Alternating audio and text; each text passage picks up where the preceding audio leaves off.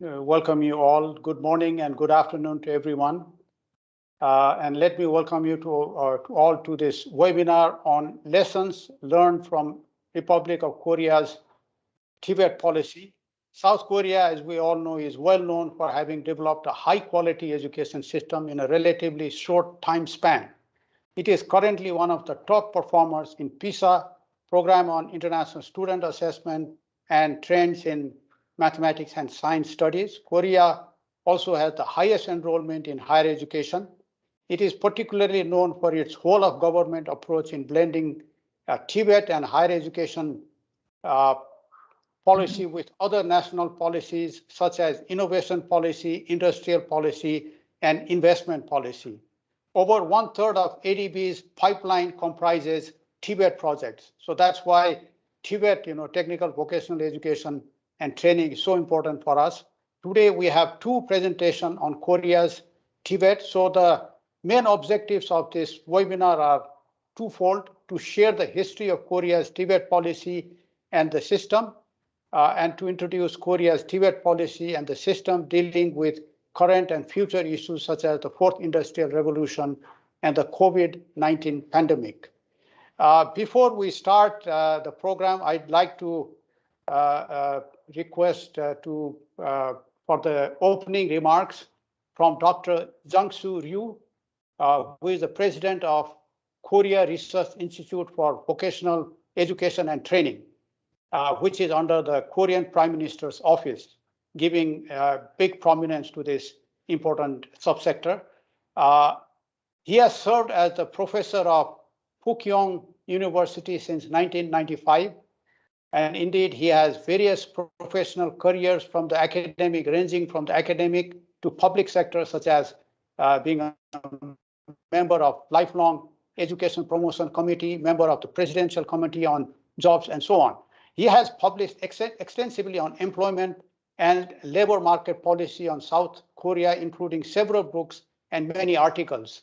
His book on youth employment in Korea is one of the recommended books by the president of South Korea.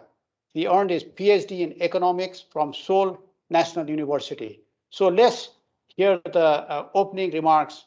Vance, you are going to play it?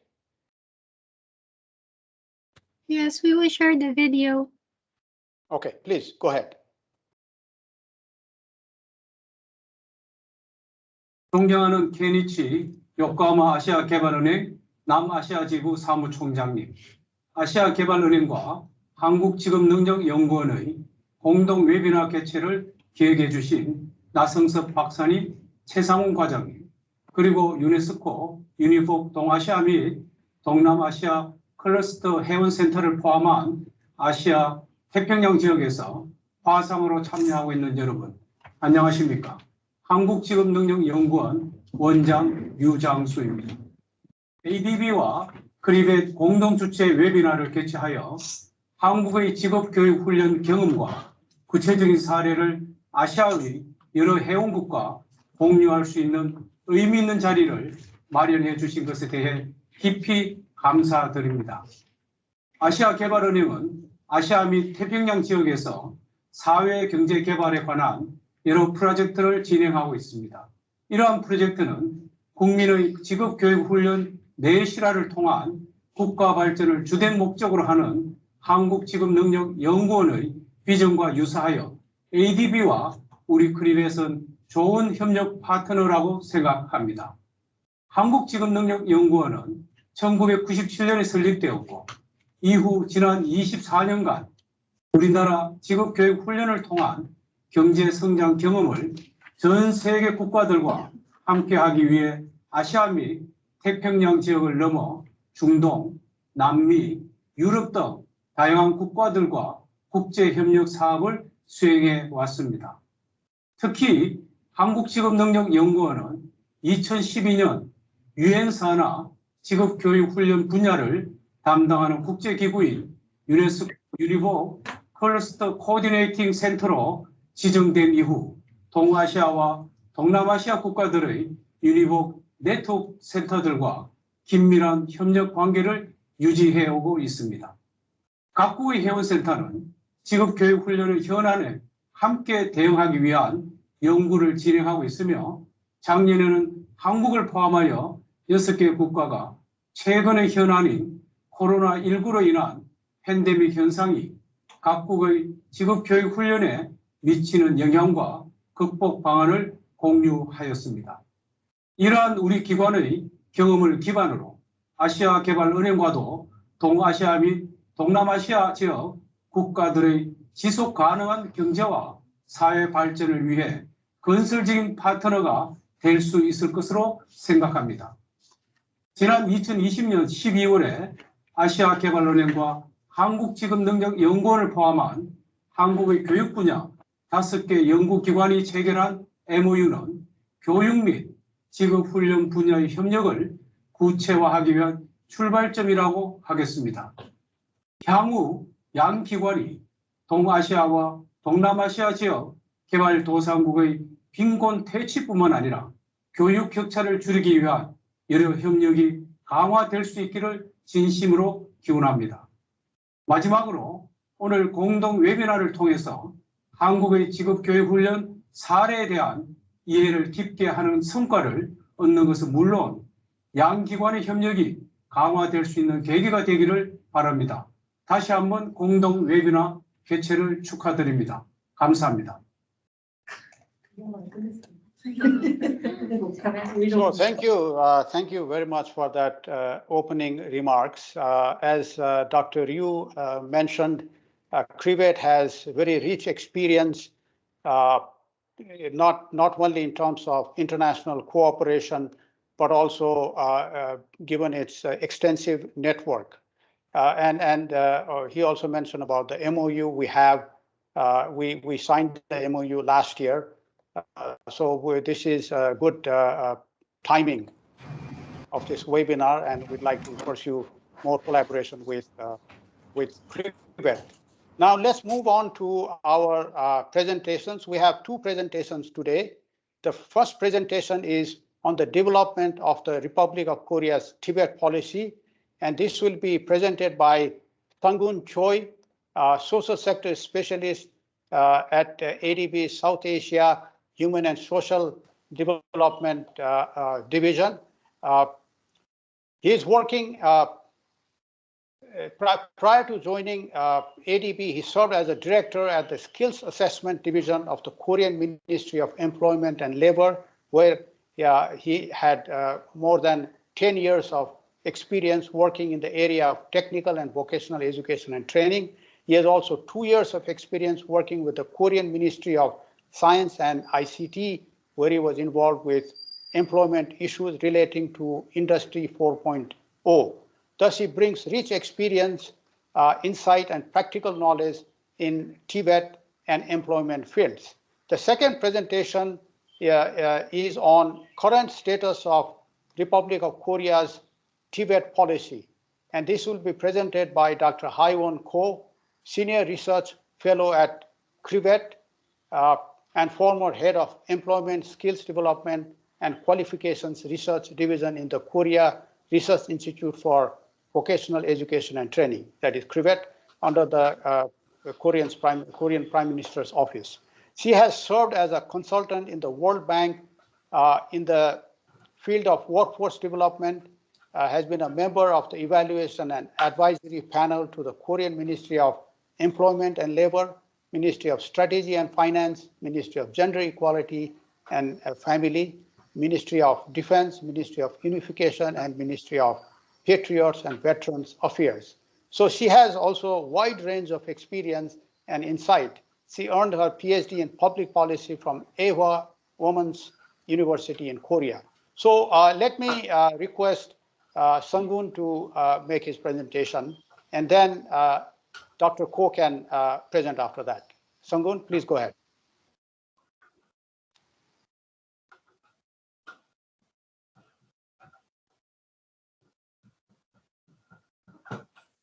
Hello, can you hear me? Very well. Okay, thank you. Thank you very much for the kind introduction, and I would like to thank all for being here. I also want to thank Mr. Ra for giving me this opportunity. Good morning and good afternoon to all my TVET colleagues. I'm very pleased to present about Republic of Korea's TVET system before you. Next slide, please. First of all, I'm going to introduce Korea briefly. Then I will touch on Republic of Korea's TVET system and TVET and economic development. Fourth, expanding access to TVET. Fifth, quality TVET, followed by financing and lessons learned. Next slide, please. Republic of Korea is usually called South Korea. We are neighboring China and Japan. Our geographical area is small. Our population is approximately 52 million. GNI per capita is around $32,000 US. As of 2020, unemployment rate is 4.0%. Next slide, please. In 1960, our country's GNI was only $80 US. As you may know, Korea has a painful history. That was the Korean War from 1950 to 1953. At that time, everything was completely destroyed. The only resources we had was human resources. GNI per capita increased so fast that now it is almost $32,000 US. It has increased 400 times since 1960. Next slide, please. This table shows the changing industrial profiles since the 1960s.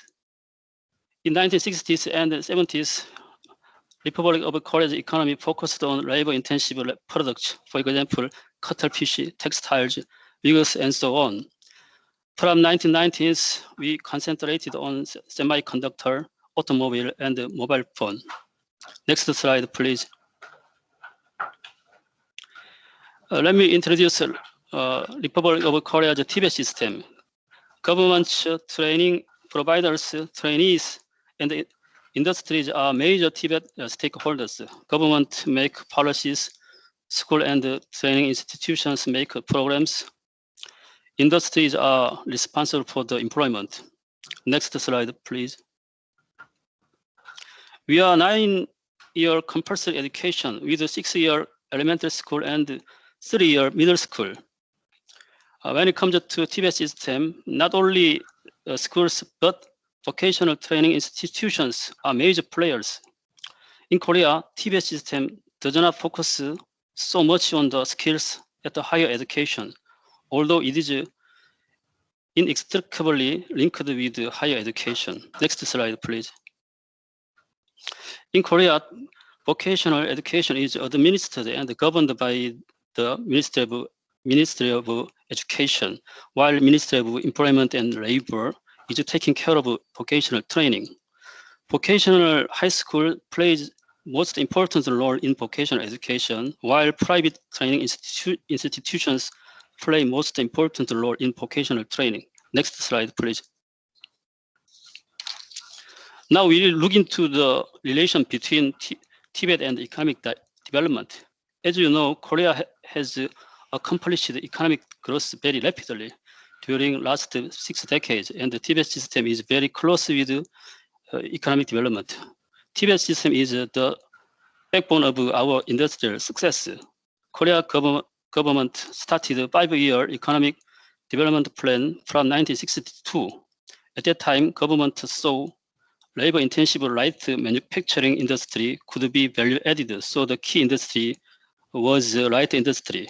In 1960s and 1970s, to supply skilled workforce to industries, vocational high schools proliferated and public training institutions were established. Korean government established certain public training institutions during this period. In 1975, compulsory implant training system was introduced to cultivate a skilled workforce. Enterprises with 300 employees or more were obligated to provide implant training. In 1980s, the government concentrated on more high value added industries. For example, chemistry, steel, shipbuilding. We need much more qualified industrial manpower, so the government established 11 more public training institutions, and vocational high schools and junior colleges were expanded. Next slide, please.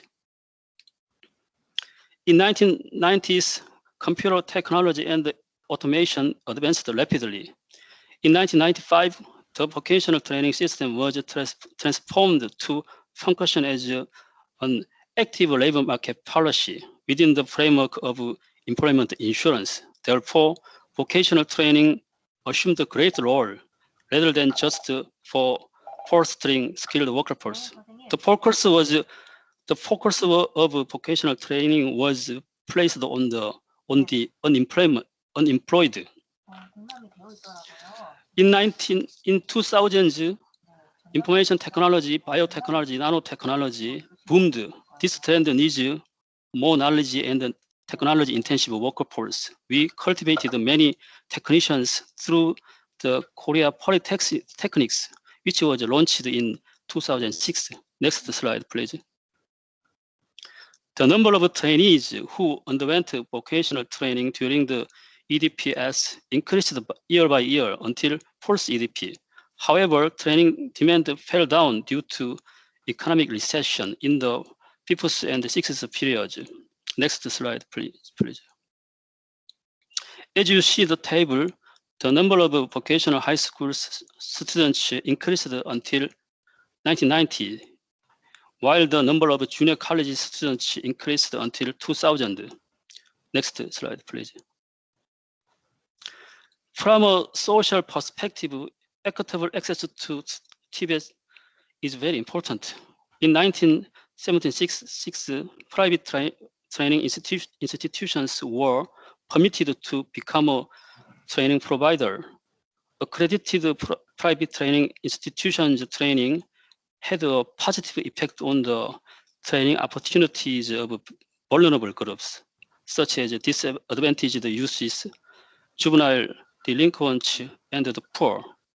In 1980s, Korean government conducted outplacement training program to deal with the mass layoffs in the wake of second oil shock.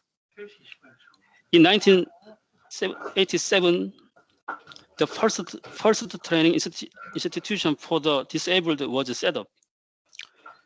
Next slide, please. 1990s was a transitional period. Vocational training served as a social safety net for employment under employment insurance, where vocational training program become connected to the unemployment benefit and employment stabilization programs. Eligible groups for vocational training was expanded as much as possible, including unemployed people and employees. In 2000, the government came to realize we had a social polarization phenomenon. So the government implemented more policies for disadvantaged groups like SMEs, women, the disabled, and the aged. My work learning card is a job skill development account program for the unemployed and employees. Voluntary training was promoted through the my work learning card. Next slide, please. Vocational training goes with qualification together in Korea. National Technical Qualification Act was legislated in 1973 to institutionalize the skill test. It was used as a mechanism to guarantee quality of vocational training by testing the trainees who were trained by various training providers. In 1998, the grade system of NTQ was simplified from 8 grades to 5 grades, integrating the technology areas and the skill areas. Next slide, please. The pass rate of NTQ exam is very tough. You must pass both written and practical exam to obtain the national certificate. Most applicants in professional engineer and normal engineer exam are university graduates. Next slide, please. While the qualification system contributes to improving the quality of vocational training, the skills competition contributes to the improvement of the quality of vocational high schools. Most of the participants of skill competition are vocational high school students. The person who wins the regional skill competition can take part in the national skill competition, and the person who wins the national skill competitions can participate in the world skill competition. Next slide, please.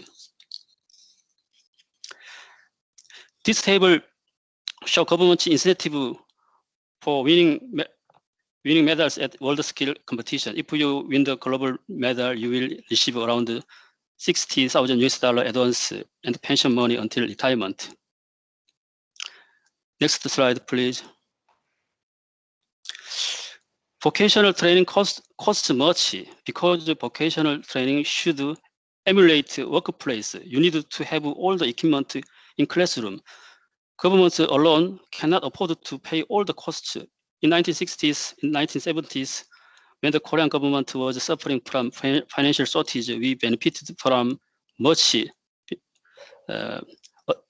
from advanced countries' assistance and international organizations' loan projects.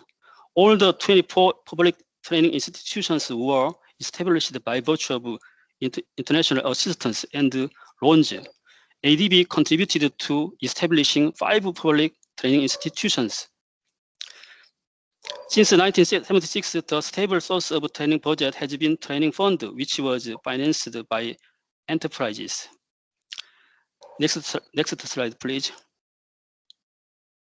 In 1995, Employment Insurance Fund was introduced.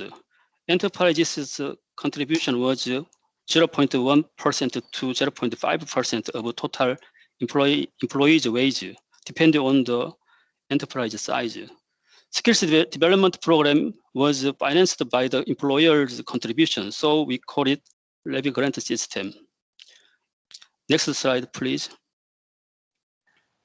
Now let's look into employment insurance system, which is a financial mechanism for vocational training in Korea.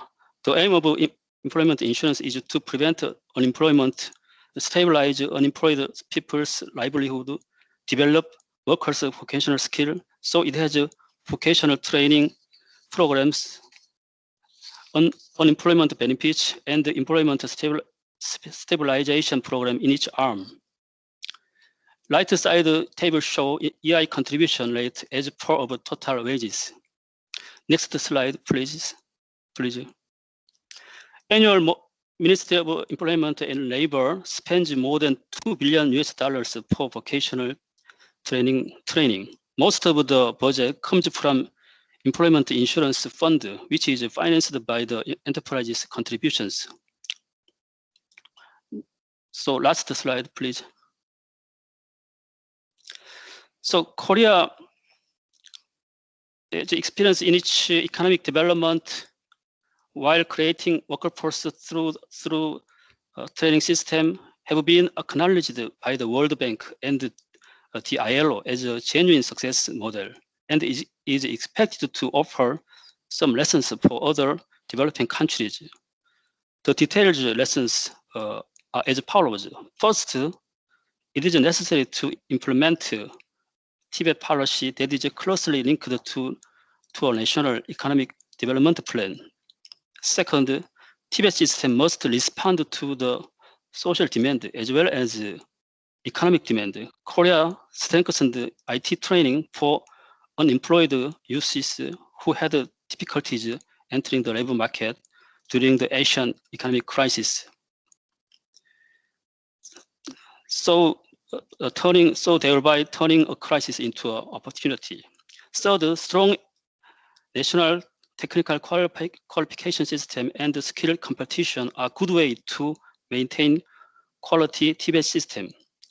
Fourth, the strategy of using additional funds to finance training should be pursued.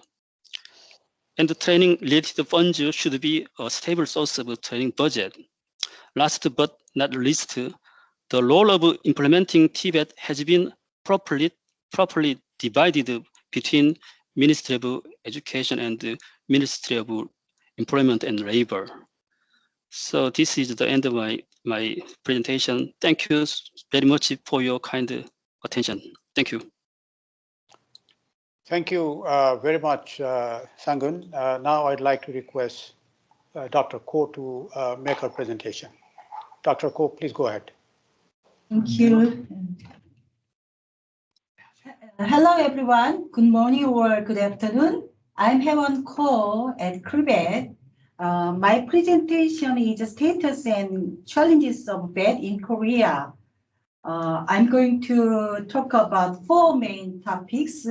The first, state of vocational education run by MOE, status of vocational training run by MOEL, key indicators of education and training for whole country, not individual ministry, and finally, new challenges of VET. As seen from this slide, I'd like to talk about the secondary vocational education. As seen in the previous presentation, Korean vocational education starts at the secondary level. High school is 3 types: general, vocational, and arts and sports. There are and the proportion of vocational high school students among high school students is 17%. There are 2 types of vocational high schools, such as specialized high and Meister High. Meister High School is a kind of an excellence school in vocational education, strongly supported by the previous administration. The Meister School was established from 2008, maybe, and the Meister School is selected among the specialized high schools. Meister High School, next slide. Meister High School, officially named industrial demand-based high schools, are aimed at offering curriculum designed to directly cater to the needs of related industries and achieve the advancement of vocational education.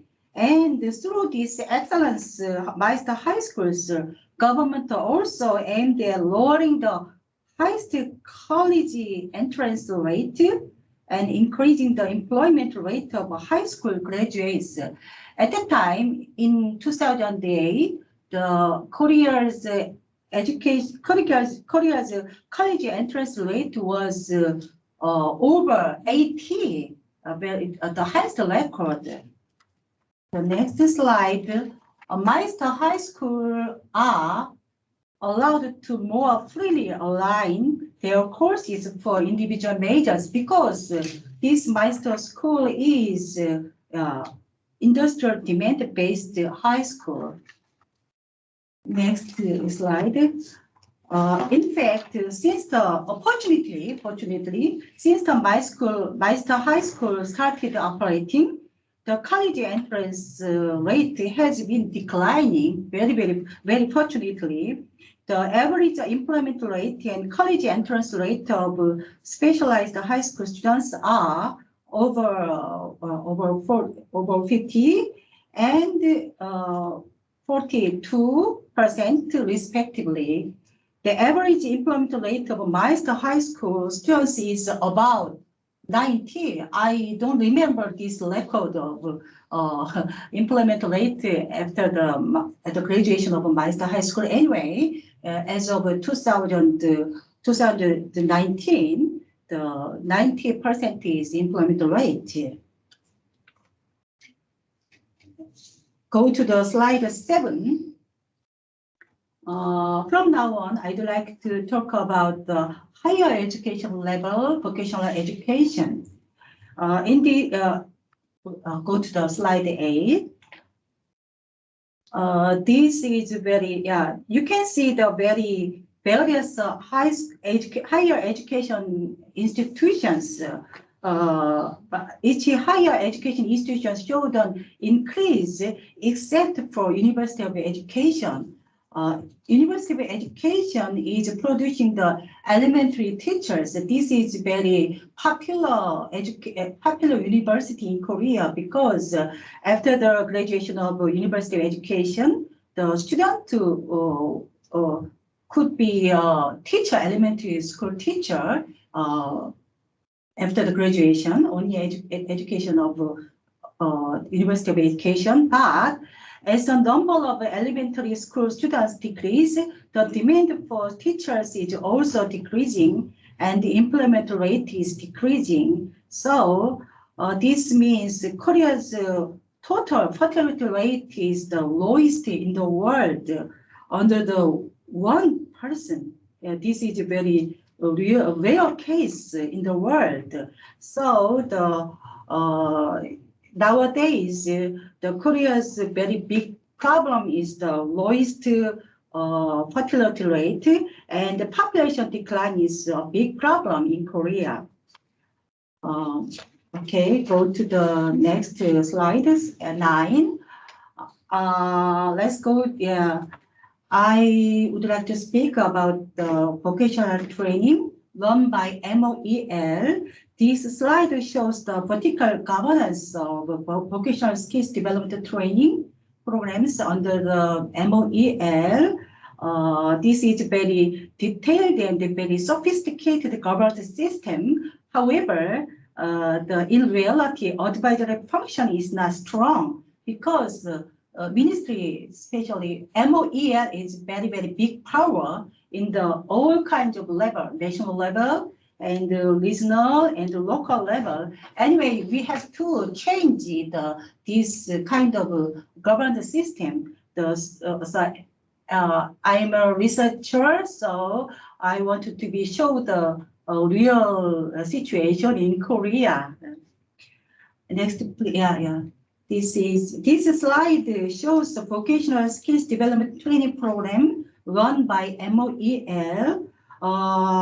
There are many various programs for individuals and employers, especially targeted for the SMEs, because it is very difficult for SMEs to conduct vocational training due to difficulties in manpower structure or training budget. In slide 12,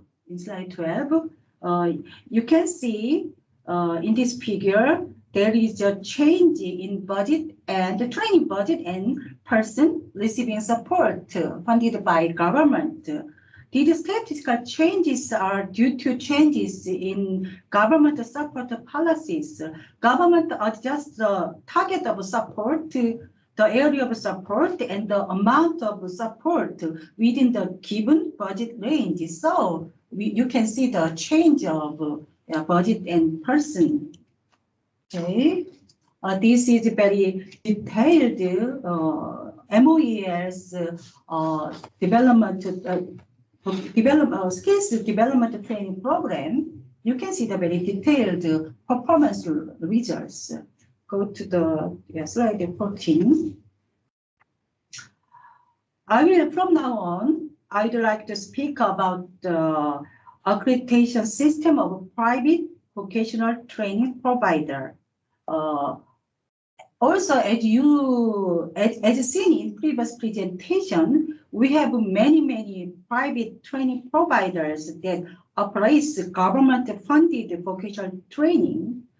Before 2015, there was an only evaluation system of a training provider after training, but in 2015, to improve the quality of government-funded vocational training, an accreditation system for vocational training providers has been implemented. This slide shows the change of quality assurance system. Before 2015, we have various authorities to control the quality assurance system, but in 2015, we made the KSQA, Korea Skills Quality Authority. We benchmark the Austrian system. All countries are benchmarking the best practice from other countries. In this case, we benchmark the Austrian system because KSQA has lots of law in quality assurance system in vocational training. Next slide. In 2015, we introduced two new systems. The first one is a training achievement assessment, test of the sort of test of the trainees, and the second one is a violation management system. Violation management system is a very, very rare case, maybe in other countries. Korea's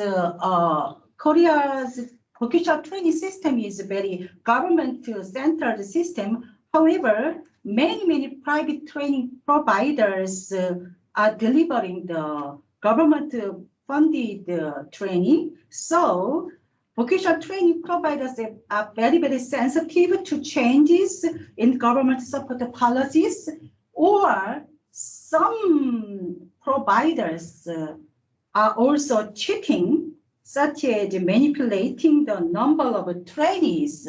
So we introduced the violation management system.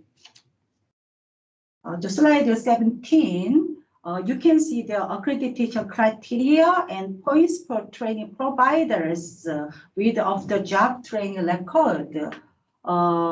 In this slide, you can see the very important accreditation items such as employment rate, employment retention period, training satisfaction, dropout rate, or wage level of employed trainees. The next, and we have a very, very big, powerful training portal, so-called HRDNet. The HRDNet has a list of courses, lots of courses. The list of courses is constantly updated, and online course registration funded by government can take place through this portal.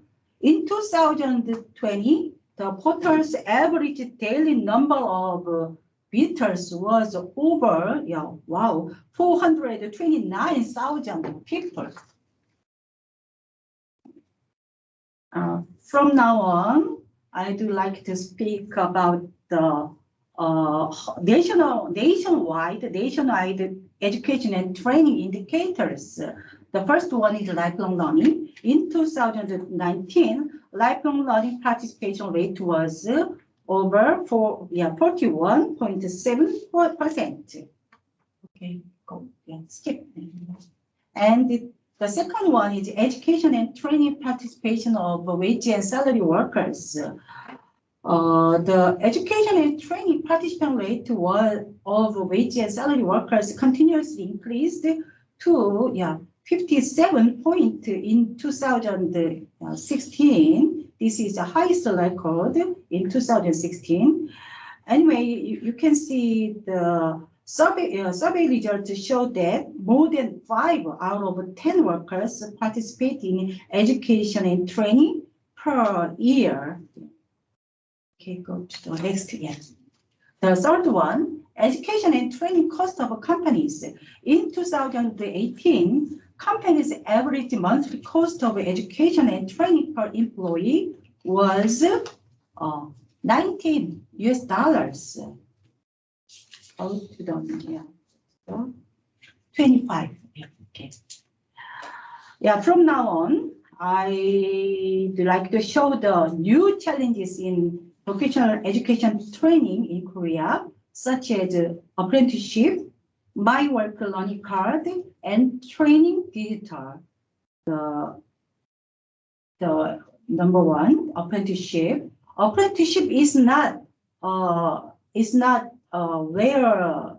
rare policy, maybe a very, very familiar concept to you. However, apprenticeship system is virtually impossible to achieve without the support of employers.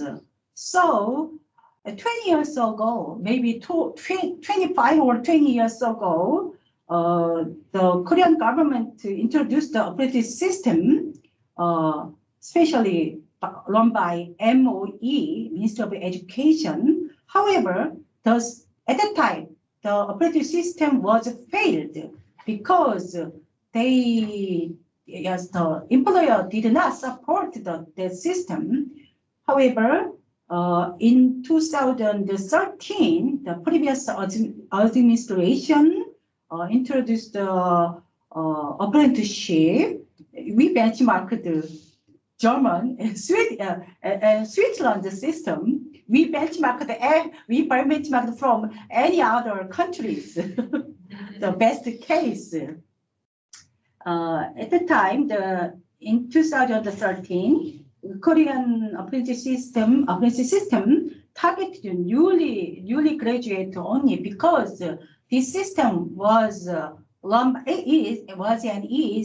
by MOEL. But later it expanded to allow currently enrolled students to become apprentice through apprenticeship, high school, Unitech, and IPP. This is in university level. Apprenticeships for students were diversified in order to improve the pre-mediality between BET programs at the secondary and tertiary levels, and to strengthen the link between BET and higher education. In slide 26, you can see the very various apprenticeship system.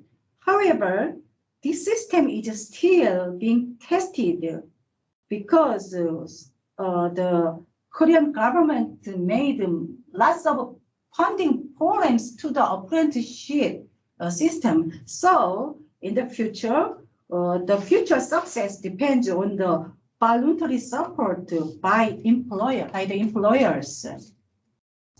We can see, okay, let's go to the My Work Learning Card. My Work Learning Card is the sort of training vouchers. Actually, the My Work Learning Card initially was introduced in 2010 by MOEL. This card allowed individuals to participate in the vocational training course of their choice.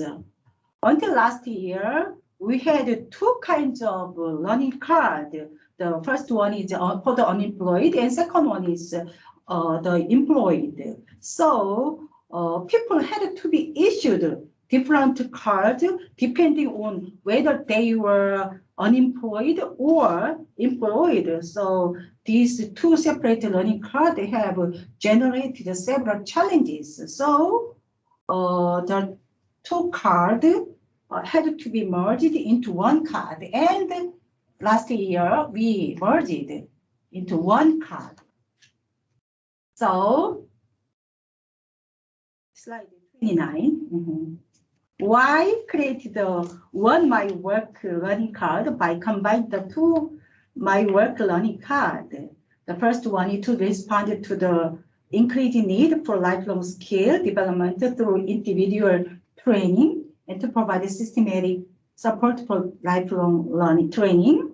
And second one is to enhance the effectiveness of training services by transitioning to a learner-based training system. I did not explain the career service system, but in Korea, career development services and information provision have been expanded to help individuals make choices using by this My Work Learning Card. Yeah. Slide. Target of the learning card. Target would be persons. Before last year, the target was the existing unemployed population or employed people. However, this one merging learning card is focused on the persons in special types of employment and certain self-employed workers. And redesign of co-payment, about the redesign of co-payment. In the past, co-payment rate of the unemployed was higher than that of the employed. This is very interesting because we can imagine the unemployed people are poorer than the employed people. However, we had employment insurance system, so through the employment insurance system, the focus was on the employed people. So the co-payment rate of the unemployed was higher than that of the employed. Okay, go to the contents of the learning card. We extended the validity period to 5 years. Yeah, very long time, extendable and extendable.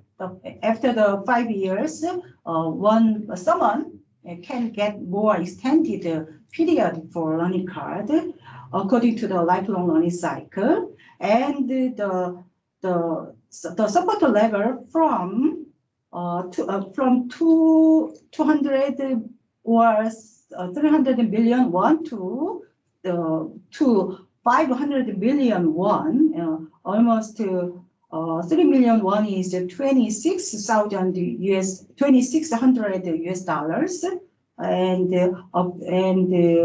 priority support is 26,000 US dollars, and up to 2 billion won was provided, depending on consultation results.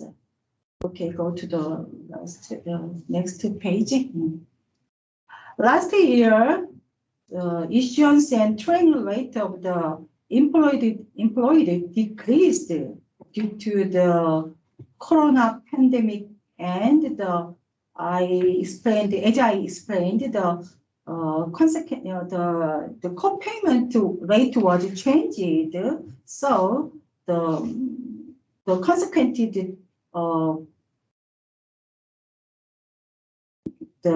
consequently decrease for the employed people rate of the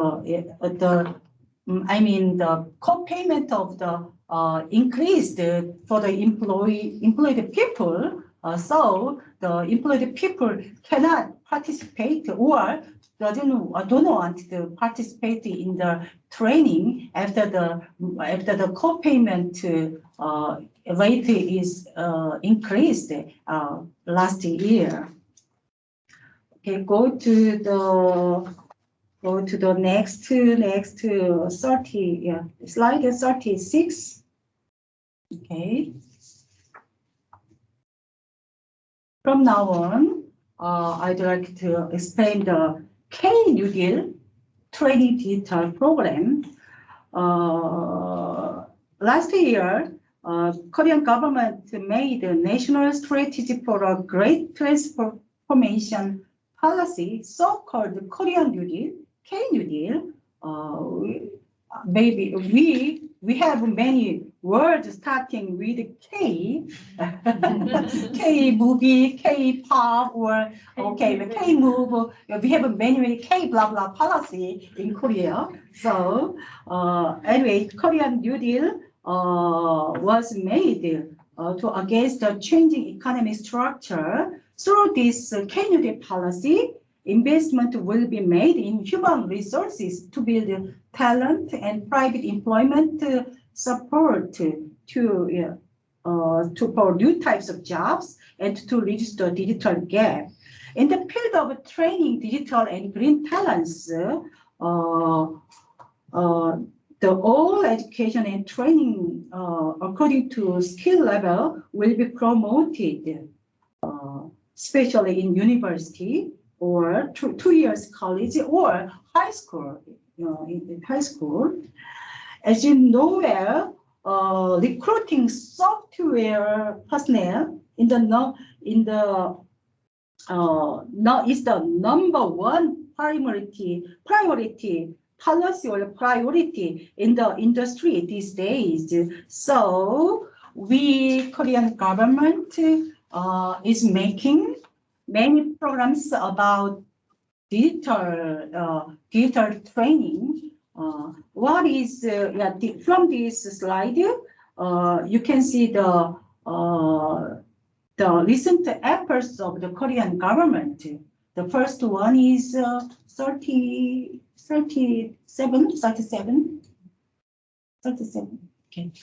Restructuring the job training system, training on digital integration, a curriculum that integrates the new technologies, digitally based training platforms, enhancing the accessibility to digital infrastructure. Okay, go to the next. On ultra high-speed internet network, or the production and provision of alternative materials for the disabled. We, Korean government, try to make best policy for the digital era.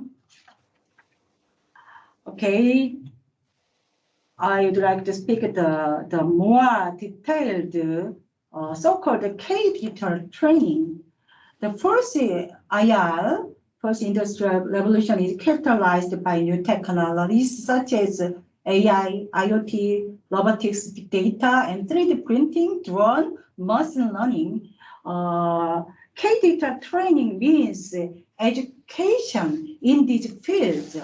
Of course, project type learning takes place rather than lecture style education. Korean government and we hope through this project type of learning, we hope basic skills, transferable skills, learning agility, creativity, and high-level expertise will be educated in the project-based learning system.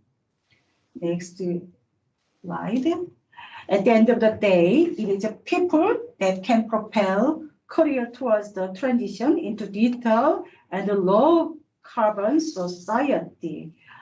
This is big, and the government will overhaul the vocational training system to enable non-majors, only non-majors to find work in digital new technology sectors, fostering talents for the world after the COVID-19. This is because it is an era where everyone has to understand and know digital. So the digital training is very, very important in Korea these days. Okay, go to the 42 slide. MOEL is making to amend the following law, from Act on the Development of Vocational Skills of Workers with a focus on workers, to National Lifelong Vocational Skills Development Act to support all Koreans, as I said, My Work Learning Card system. And Korean government formulated and implemented support measures for smooth job transition in the post-COVID world. Next slide. Especially, as I said, we have implement insurance system, and we wanted to enlarge the coverage of the employment insurance system to the all people, not workers. So this is the big smooth change after the COVID-19 world. Okay, go to the next slide. Yeah, online learning system.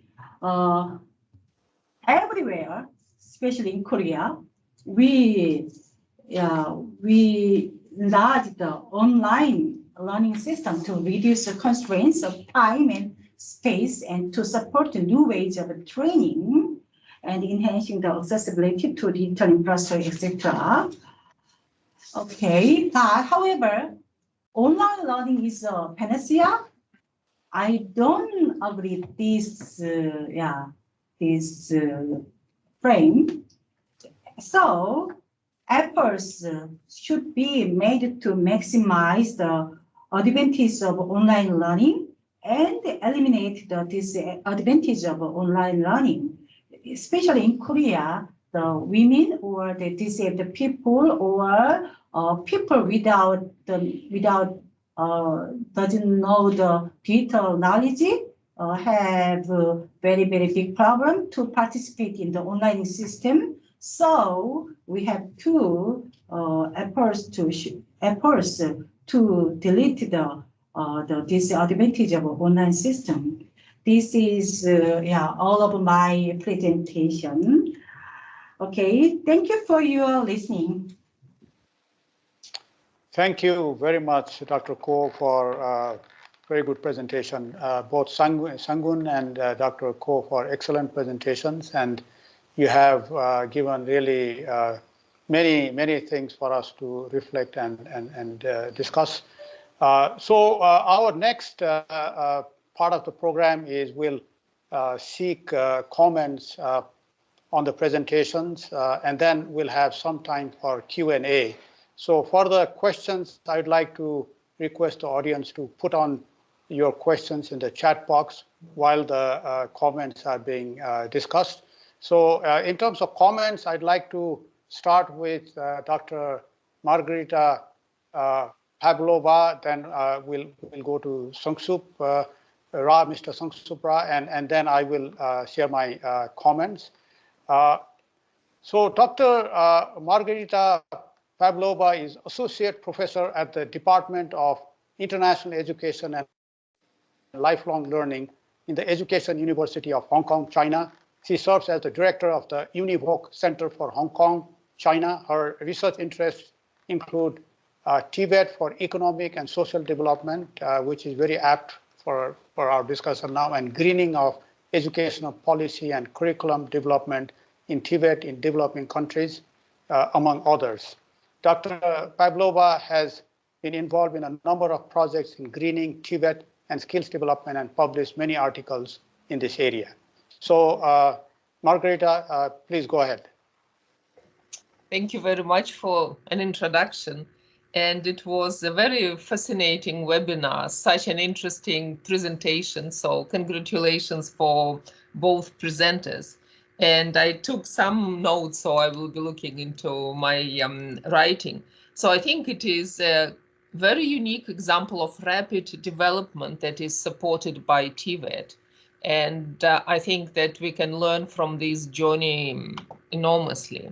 And today we heard about many important and interesting details and examples. So the experience is extremely rich. So it is very difficult to comment in a couple of minutes but I just highlight some ideas that popped up into my mind when I was listening to the presenters. So I think that the first lesson that is really standing out is that we're always saying that TVET should reply to the demand of the labor market. But I think that Korean case demonstrate that a systematic planning for economic development supported by TVET is extremely important. So basically here, I think in Korea, what you did, you shaped your economic market and as a result, labor market, and then you fine-tuned the TVET system that can support that. Because I think that the slides that shows the change in export and reorientation of economy in Korea was a very good indication of that. Yes, so it was a move from labor intensive to the high value added economy. And so I think that the strategy for economic development should be supported by skills development strategies, and this is obvious from the Korean case. I think the second point is that flexibility in TVET structures, governance, and finance that is fine-tuned in response to social and economic needs. And so different type of provisions that we can observe now in terms of TVET to meet the diversity of needs. So this is also, I think, very, very well highlighted by the presenters. And the third point I want to make about many current initiatives to address challenges. And they're all, of course, very interesting. But I think that this Human Resource Development Net that exists in Korea from 2003, where we can look at different types of information about adult learning, and also where we can find training courses, is extremely important, because now when we're talking about lifelong learning, this is a very good platform to support this idea of lifelong learning, where TVET, of course, play a major role. And lifelong learning participation rate is 41.7% in 2019. I think it's a very, very good standing now. And also what is interesting, that the apprenticeship is designed not only for students, but for new workers as well.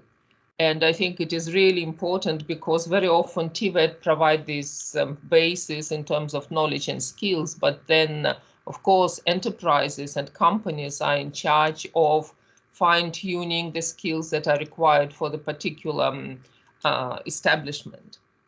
And then I think that this lifelong learning card is really important as a new development. Yes, and it was in response to the change of patterns in terms of employment. Yes, what I've got from the presentations, that the career transitions became more fluid. So it was not a straightforward path as we observed before. Yes, after graduating from vocational school or university, or going into employment, and this is your path. But now people are moving from different types of employment, from part-time job, for example, to full-time job. And so this lifelong learning card is a very good example how we can deal with this fluidity in the labor market, and through the flexibility in career paths that we observed now in many countries in our region and worldwide. And I think that what is important to remember, that all these developments we need to support by research. Yes, for example, recently I was engaged in the project in Singapore, where they also use a voucher, so everyone can be engaged in training courses. But through our surveys, we realized that some people are still paying for their training because the system was not perfect. Yes, and of course it's difficult to design a perfect system, but based on that research, we realized what's possible to do and produced evidence-based advice. So I think because all these initiatives are sort of very new, it's important to continue research, and I'm sure that KRIVET is very well placed to do this type of research to advise the government. And okay. Okay, Korean New Deal, yes, that is focused on training digital and green talents. I think it is a really fascinating approach to deal with the current challenges that we have in the world. And so 20,000 to be trained in terms of green integrated fields that relates to climate change, environmental industries. So I think it's very important, and you heard that this is my particular area of interest. And I think based on my experience, a combination of this digital or online agenda with greening works really well, because, for example, for Indonesia, we trained TVET leaders in green skills, how they develop green skills for TVET leaders, and also teach them how to introduce them into different programs. And it works really well. So I think this is a potential research area for KRIVET as well. And another important point, of course, is preparing for uncertainty. Yes, and this is a global agenda. How can we prepare our workforce for such a rapid change? And our presenters highlighted the importance to look at different types of skills that we need to develop in our students, like skills for new technologies, soft skills in terms of creativity, transferable skills. So we shouldn't forget about this, yes, because now we are really living in the time of great change and very rapid change. And I like slide 45 by Dr. Kaur, where she was talking not only about challenges, but also about opportunities that our current times bringing to us. So in terms of online learning, yes, because we all were hit by COVID and we all started to do things online, yes. Designing flexible programs, innovation and digital development, innovative pedagogy, and I can't highlight enough that innovative pedagogy is so important, yes, when we're talking about online teaching and learning, because we can't just think that we use the same approaches and strategies as we used in the classroom in the normal situation. So I think it is also very important. And what another super important lesson is the availability of statistics, because I think in many countries it is so difficult to find the figures when we want to look at the particular issues. But here both presenters demonstrate that statistics is available. And so that, of course, so helpful when we are formulating policy that is based on evidence. And also one point in terms of learning lessons from the other country. Of course, we should remember about not only the results, yes, good results, but also the conditions that are required to achieve these results, yes. So when we're thinking, oh, this is a great policy and we can implement it in our country, or our country can benefit from implementation, we should look at the conditions that exist in Korea and to think how we can create a similar one in our countries. So this type of policy will work in our country. And previously it was example of dual system that were developed in Germany. Yes, many countries were trying, but conditions were not exactly the same. So it worked in a totally different way. So I think that Korean examples very, very interesting and very helpful. But when we're thinking about the policy in our country, we need to think what conditions we should establish. And this employment insurance system is really, that's what strike me to think about these conditions. Yes, because now employers in Korea, they contribute funding into employees training. Yes, but in some countries where a lot of small and medium enterprise, that would be difficult to do. So different approaches should be taken into consideration. And career skills quality authorities is also a very, very interesting example. And I know that I should stop here so the other participants can comment and then raise the questions. But I just want to thank ADB and KRIVET for organizing this, because when we hear about successful examples and very dynamic system in terms of developing responses for challenges, it is always so refreshing and stimulate our thinking a lot. So thank you very much. And thank you for the opportunity to comment on that. Thank you very much, Margarita. Very comprehensive, very important, points you have identified and complemented. Thank you very much for that. Now let's move on to Mr. Sung-Soo Bra, who is the Director for Human and Social Development at ADB's South Asia Department. Sung-Soo, please go ahead.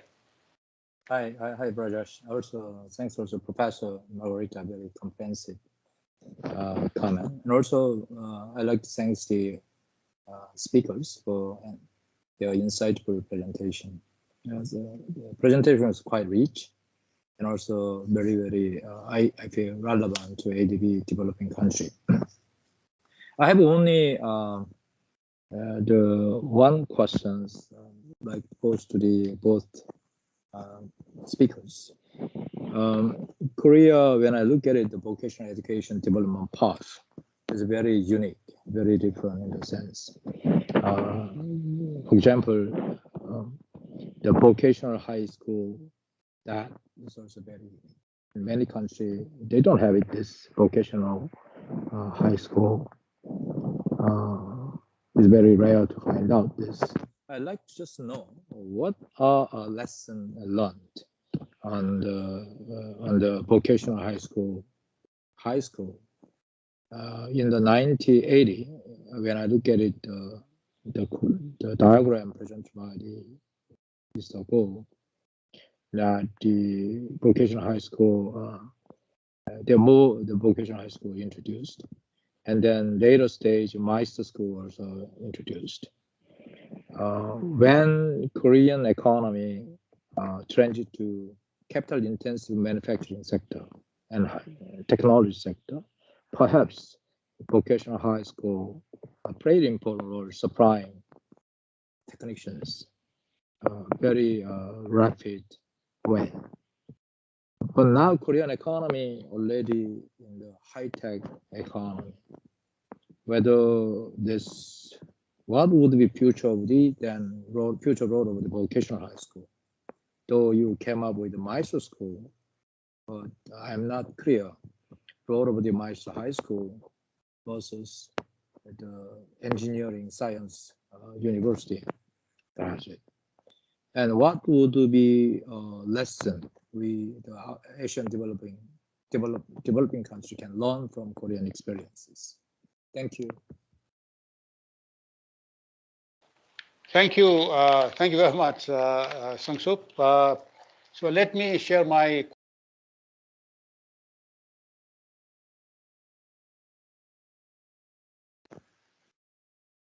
I was muted. Sorry about that.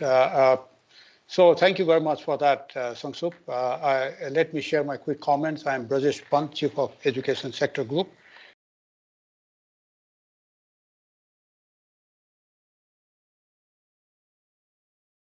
Brajesh, you are muted. I don't know why it keeps on muting. I'm not doing anything. Anyway, so if that happens, maybe I'll stop talking. Maybe it doesn't want me to talk that much anyway. So, in terms of our ADB's focus, clearly how to deal with employability and both presentations, I alluded to that. Margarita also mentioned about importance of different types of skills. So going beyond foundational skills, it will be useful to understand the kind of skills, soft skills, digital skills that are being embedded to enhance the quality of TVET education, I think would be quite important. But also we notice consistently that the image of TVET is still a big challenge in many of our developing member countries. And what you have shown is consistent, shaping of that and embedding technology and also through the whole of government approach to make it more relevant and evolving, like from the vocational high school to Meister High School, junior college, and so on. I think that stands out very much, but also bringing this social safety net aspect, which is very important to target those who are not able to get employment through unemployment insurance. I think this is probably the next area that needs to be brought into different countries. I understand Vietnam is already trying to do that, but more of this will be quite important. In terms of governance, I also find very important, the way Korea has done,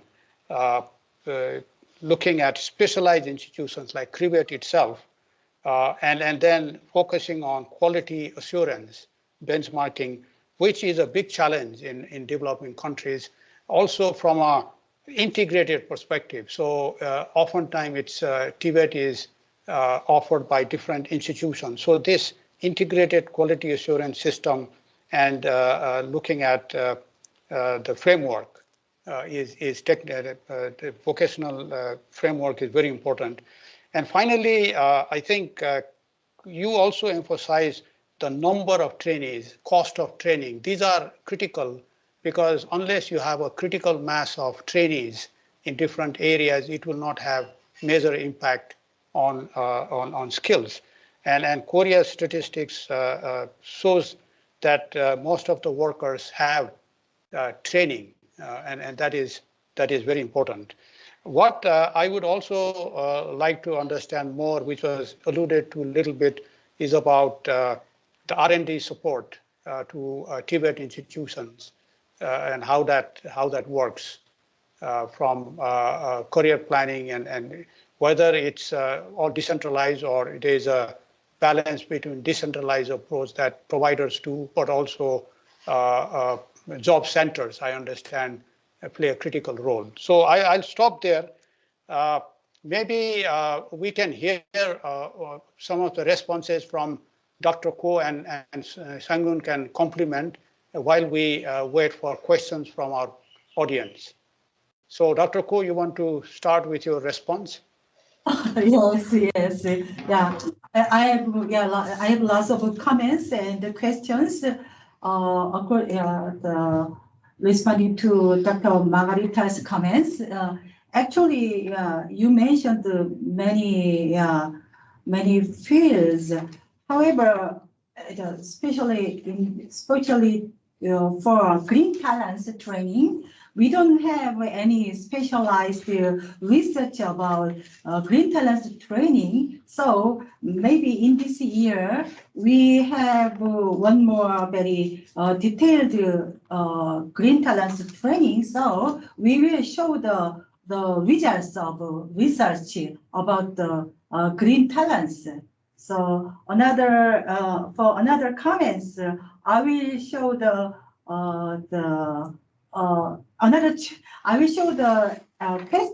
answers to another chance, because so many lots of questions.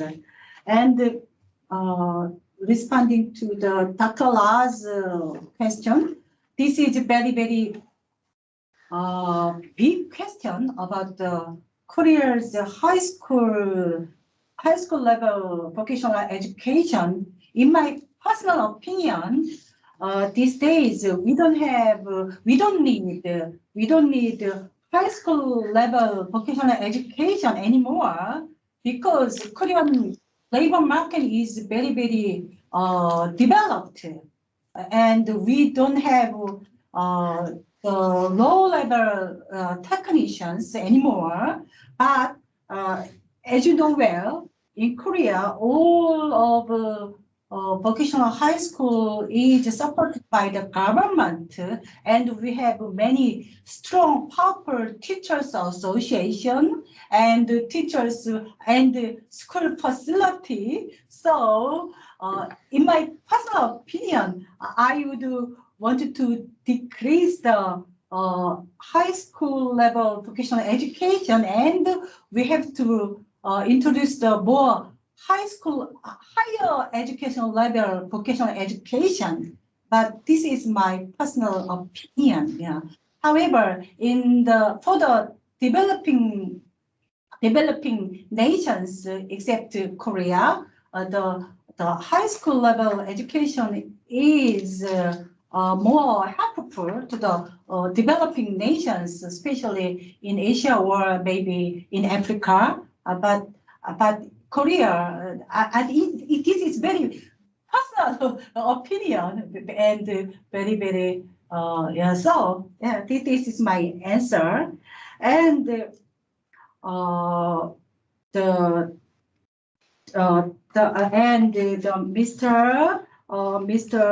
Madovai's question. You have asked the R&D support to the vocational TVET maybe? R&D support, right? Integrity. Yes. Yeah. So actually, from before 2015. 2020 centers. Okay, we have lots of joint training centers in regional area, and especially in joint training centers. the many students or trainees participate in the off-the-job training, and in the apprenticeship system, the students maybe in the on the job after okay. So the joint training center is it has lots of law to train only for students and trainees in the workplace. So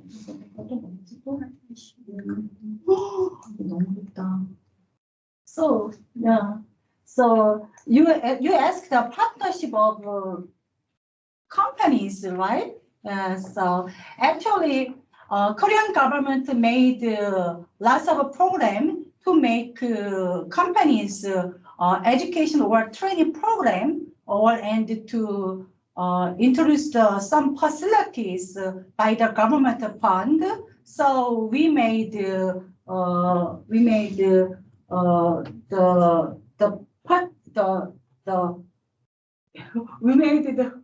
university participation in the TVET, and the university introduced in training maybe internship in the industries. Yeah, that's my answer.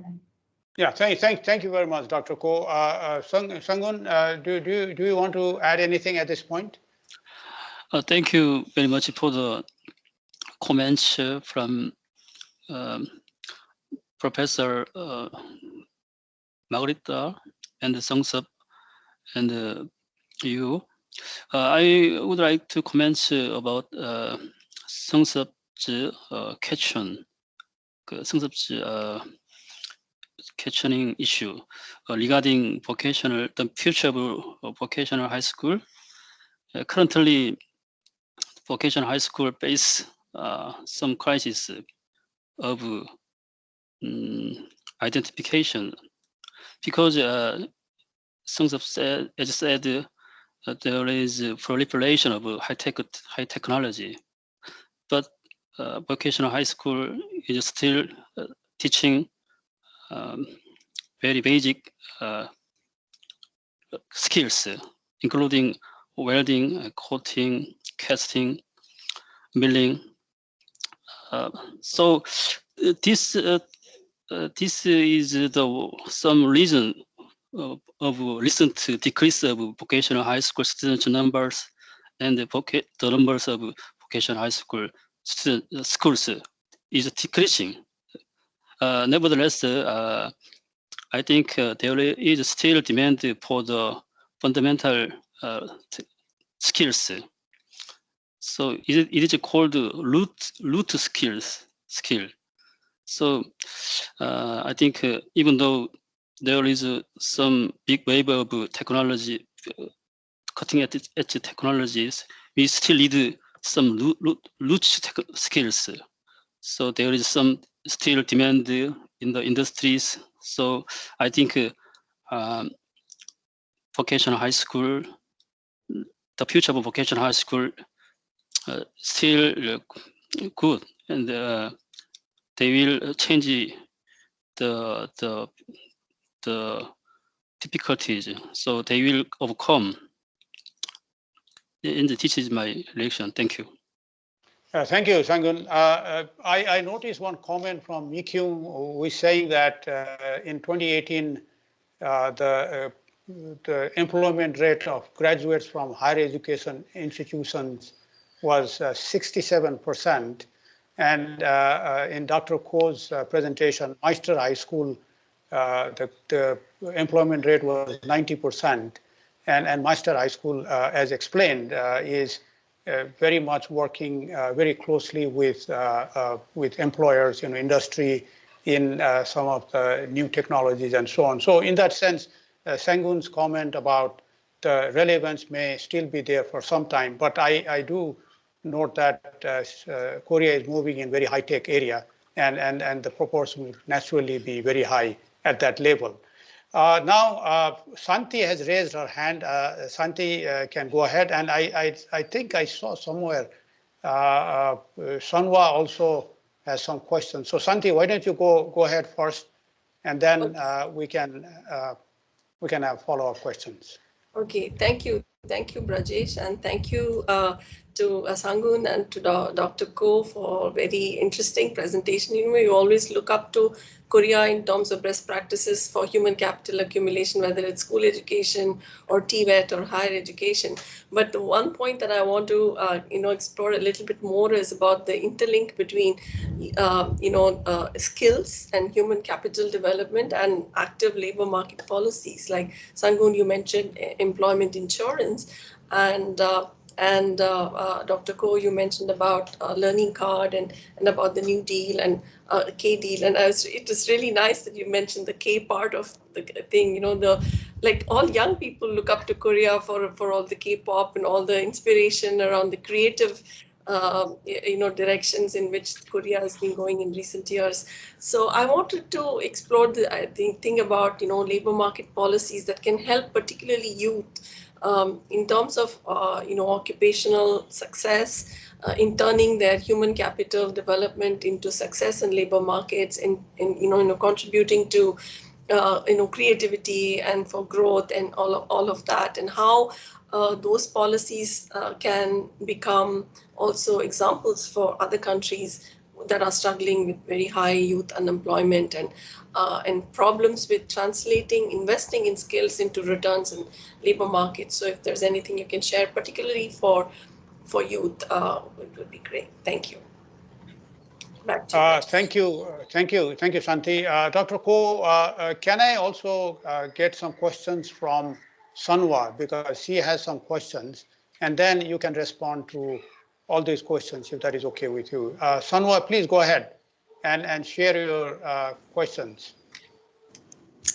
Thank you very much, Brajesh. Thank you, Dr. Ko, and then KRIVET team for excellent presentations. It's a very comprehensive, and I think it can be a very good learning and lessons for our developing countries. I just have a couple of questions, from Dr. Ko's very comprehensive. One point was in your slide, you mentioned about, more than half of the wage and salary workers are taking the vocational training. And I'm just wondering whether you are talking about vocational training, before the entrance, at the time of entering the company, or are you talking about more of upskilling and the reskilling opportunities during employment? Because I think, there's a important difference, what is being allowed for workers or, pre-workers in terms of vocational training opportunities. And the second question, as for my work learning card, as Shanti and many have mentioned, now, a lot of people are also being displaced, with some of the technology advances and with the different kinds of, the work competencies and so on. So especially a lot of older people are being pushed out, with less technology savvy skills and so on.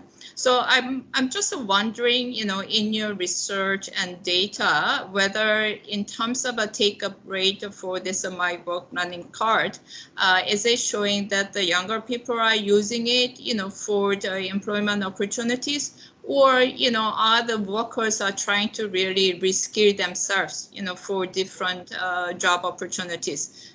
Just wondering what is the sort of the current status in that regard. That's all. Thank you very much. Thank you. Thank you, Sanwa. So, Dr. Ko, you got the questions from Shanti and Sanwa. Please go ahead. Actually, I'd like to answer the initial training before the job and the further training after the job are also very, very equivalent and very, very important, because after when the person get a job, but they have to prepare for the another job because of the dynamic of the labor market, especially in first level IR, post IR. So I would like to answer the two kinds of training, initial and further training is also important for the students or the workers. And we have lots of research about the My Work Learning Card system, and we will show the research result of My Work Learning Card, and we and especially for the participation of youth people. So yeah, okay, I will show.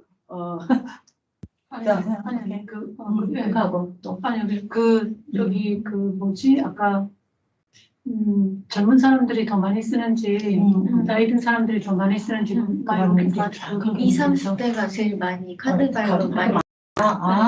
Okay. My colleague said 20s or 30s generation is the most part of receiving the My Work Learning Card system. So yeah, maybe youth people like this voluntary system of participating in the using the learning card. Because most young people like to very freely participation or freely issuance or freely participating in the they want to like to participate in the training. 그렇게 되면 저기 랑산이 뭔가 비슷하게 지금 랑산도 뭘 했냐면요 마일러닝 카드를 어떻게 저기 인플로이랑 그러니까 고용 비고용된 사람들을 위해서 그 프로세스가 어떻게 됐는지 잠깐 설명해 주시면. Okay. Okay. We have maybe many stages to receive learning card. One people have to go to the job center issue the learning card, and they participate in the consultation in the job center and consulting with the counselor in the job center. The counselor showed the many training courses or through the HRNS system, they freely started the training course. So after before last year, the issuing the My Work Learning Card system card was very difficult to issue to receiving the learning card. However, after the last year, the issuance of the learning card is enlarged to the all people, not workers or not the unemployed people. So last year, it was a very easy situation to receiving learning card. So the first phase, they have to go to the job center, and after consultation with the counselor, they received the learning card, and they freely participate in the training course. So they can search the training course through the HRD system. 질문이 재밌어서 물어봤어요. 외국인들한테도 발급이 되냐고. 외국인? 안 돼요. No foreigners, only Korean people. Korean people get the But However, married people from foreign countries, can participate in the by-work learning credit system. Thank you very much. I know we are running out of time. I would like to give one last question to our UNESCO colleague, Robert. Please go ahead. Please share your brief question, and then we'll move on to the closing remarks after that. Please go ahead, Robert. Burgess, thank you very much. I don't have a question. I just wanted to comment. Yeah, very briefly, Robert. Okay, yeah, very briefly. I just want to thank ADB and KRIVET for organizing this policy dialogue, policy forum. I just wanted to highlight that UNESCO had been really pushing hard for designing credible, good TVET policies in all our countries. And I think this is a very good dialogue today. You know, we, on the basis of our work that we have done so far, we still in many of our developing countries, we have very weak TVET policies. And some policies, some countries even do not have TVET policy as well. So I think it is a push that we need to do and effort that we need to continue working at. And some of the existing policies also need to be reviewed as well, to look at the policy gaps and revise and come up with new policy that is aligned to the new trends and new developments in TVET sector and TVET reform. So I think that is a very good lesson we can now learn from Korea in terms of having a very good TVET policy and TVET legislation and TVET law. We really need to learn from that experience. The second point I wanted to really emphasize is the commitment of the government. I think that experience shows us that the Korean government has really committed fully to TVET, and that has really demonstrated the successes that we just averted. As you know, because of the image of TVET in many developing countries, TVET is really underfunded. The governments, developing countries, government do not finance or provide sufficient funding for TVET. So I think the lesson that we need to all take away from me is to have really good, credible TVET policies. Brajesh, I will share with you the recent work we have done in Mongolia. We have done the TVET policy review that has now led to the Mongolian government revising the TVET policy and TVET strategy. So I think that's a work that we need to do, and I'm very also pleased to, Brajesh, to hear from ADB that you are now increasingly giving the increasing funding to TVET sector. I think that is a very, very positive news, and as you know, UNESCO had been advocating that for a long time, and we are very pleased to note that the development agencies are able to then provide some funding to TVET sector. So thank you very much, Brajesh. I stop. Thank you, Robert. I couldn't agree more with you. Both your points are very important. Santi also actually was alluding to the policy side, you know, active labor market policy part, and commitment of fund, particularly adequate or more funding is critical to expand, you know, the skill base of people. But one thing I also see is the lifelong learning, you know, so. Because formal education is not adequate for a changing environment, uncertain environment, so it's converging. So with that, thank you very much to both presenters. Sung-Soo, please go ahead and share your final comments.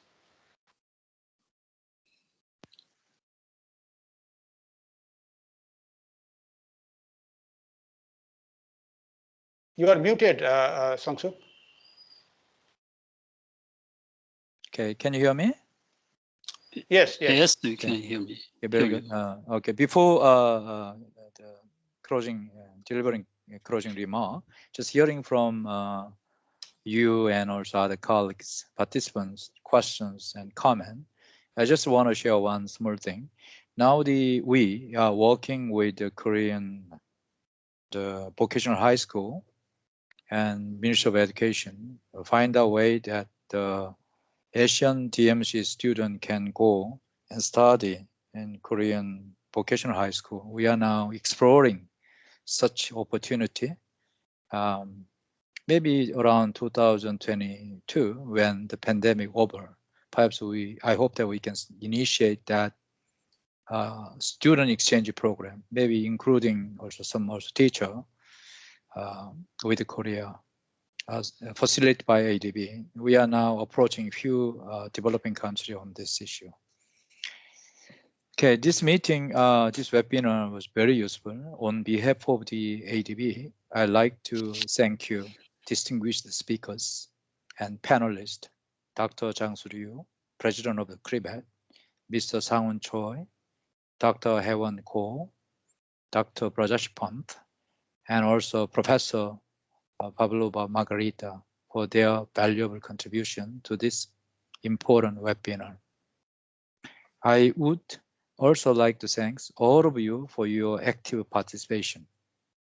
COVID-19 has caused enormous disruption to the economy and the people's lives, including massive job losses. As developing member countries in Asia and the Pacific region start to rebuild from the COVID-19 pandemic, ADB faces a unique challenge to help them build back better.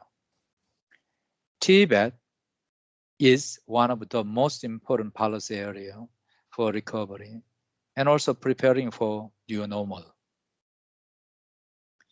As mentioned in the first presentation by Mr. Choi, Korea benefit from external support.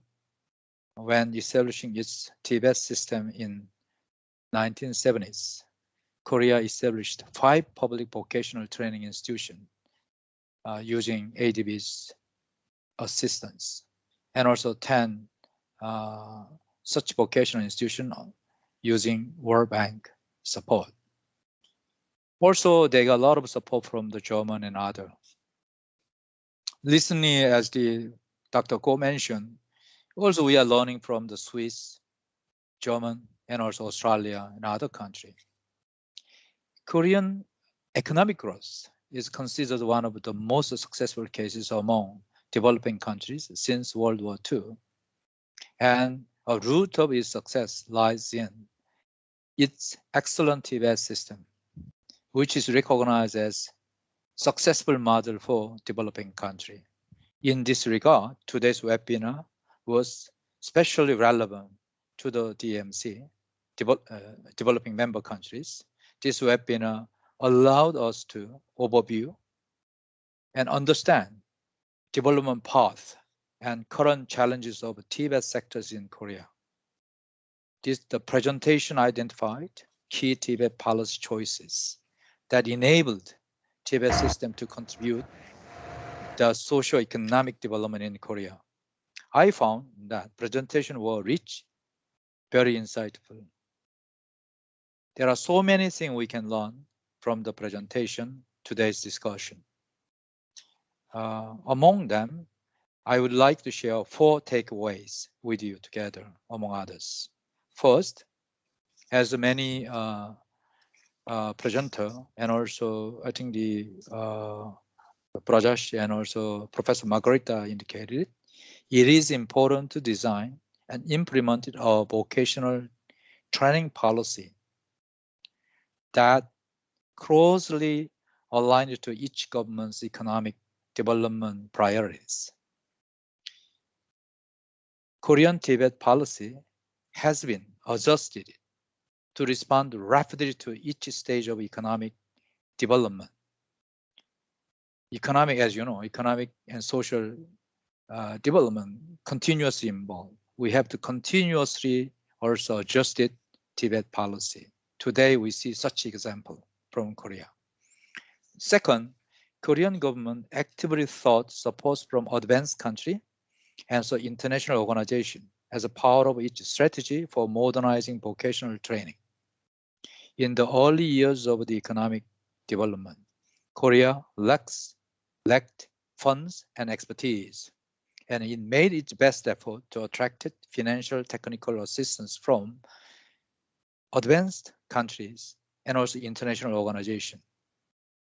Third, each country has a different local context, so they should establish their own policy framework that suit their unique local situation. Korean experience offers an example for it. Yes. We cannot copy and paste what's happening in German in our country. We have to localize that in our context. That we need our own effort. Fourth, as the Robert UNESCO mentioned very well, TVET is underfunded, undermanaged, and under-researched area. We need to work together to tackle these challenges and also emerging challenges and learn each other.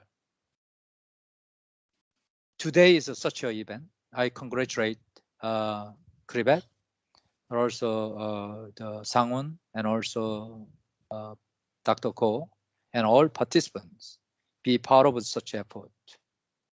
I want to let you know, ADB and KRIVET signed the MOU last year as part of such effort. We look forward to having more opportunity for collaborative learning and supporting capacity building in TVET area with you together. Again, thank you very much for all speakers, all participants. Thank you. Thank you very much. Bye-bye, everyone. Thank you, all of you. Bye-bye. Bye. Bye-bye. Margarita, bye-bye. Bye-bye. See you. See you. Rajesh, thank you.